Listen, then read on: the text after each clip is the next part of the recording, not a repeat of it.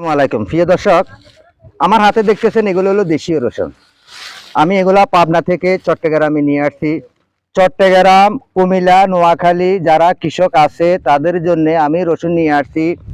আজকে অনেক দিন এই রসুনগুলা এখানে নিয়ে আসছি। আমি অনেকের কাছে বিক্রি করছি, অনেকে রসুনের চাষাবাদ করতেছে।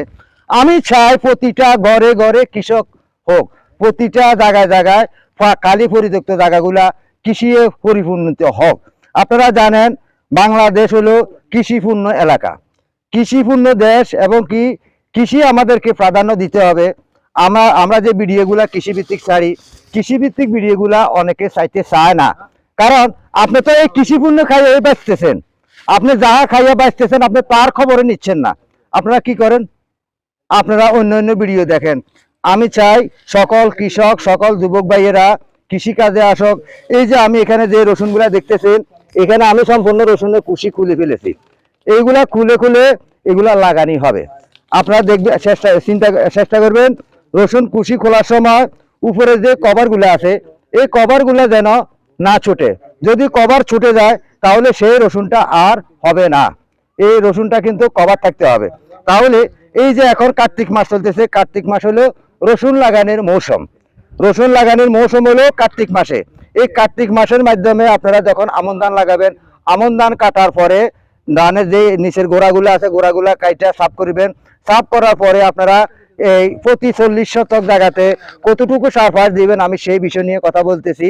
40 শতক জমিনে আপনারা সার দিবেন বোরন 2 কেজি, দানাদার 2 কেজি। খেয়াল রাখেন, বোরন হলো 2 কেজি, দানাদার 2 কেজি। এই পটাশ দিবেন আপনার এই ড্যাপসার হলো 40 কেজি, পটাশ হলো 20 কেজি।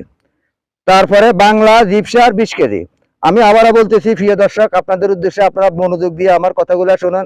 40 শতক জমিনে আপনার রসুন চাষ করতে হলে কতটুকু সার ফাস লাগে আমি সেটাই বলতেছি।